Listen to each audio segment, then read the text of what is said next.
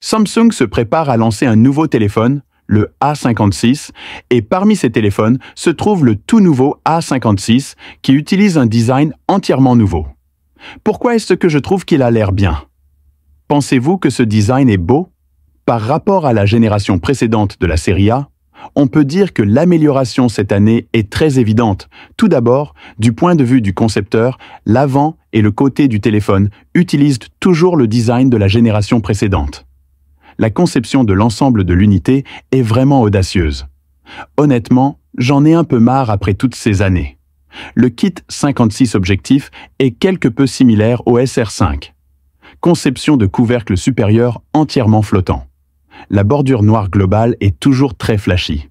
Mais n'oubliez pas que le téléphone milieu de gamme de Samsung utilise toujours les trois mêmes éléments de l'année dernière. Un objectif ultra large de 2 millions, un appareil photo principal de 10 millions et un objectif macro de 5 millions presque inutile. Les lentilles arrière ont été réduites de 50 millions à 12 millions. Cela ressemble à une rétrogradation de configuration, mais en réalité, il a été remplacé par un capteur plus grand. L'amélioration de l'imagerie sera très perceptible. Le 56 prend en charge la charge rapide de 45 W. Vous avez bien entendu.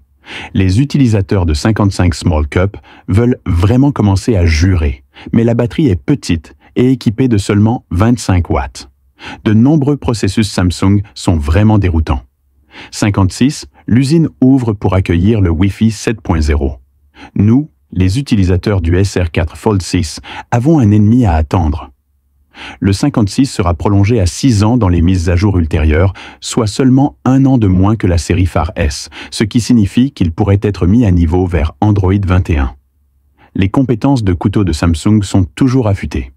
L'iFi ne vous en offre que 61. Le 56 sera bientôt équipé de son propre SoC XNOS Pin 580, utilisant un procédé 4 nm.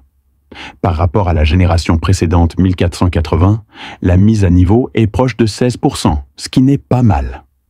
Par rapport au Snapdragon 810 de la série S, la différence dans les points de fonctionnement du lapin est de 2,5 fois. Il est peu probable que vous achetiez ce téléphone pour jouer. Ce serait inconfortable. Ici, je propose ce prix. Regardez le S24 ou le S23 plus de l'année dernière. Cela pourrait être une meilleure option. Alors regardez la composition. 580 plus 8G démarre. Selon vous, quel est le prix de ce téléphone? C'est tout pour aujourd'hui, à bientôt dans la prochaine vidéo avec Android+.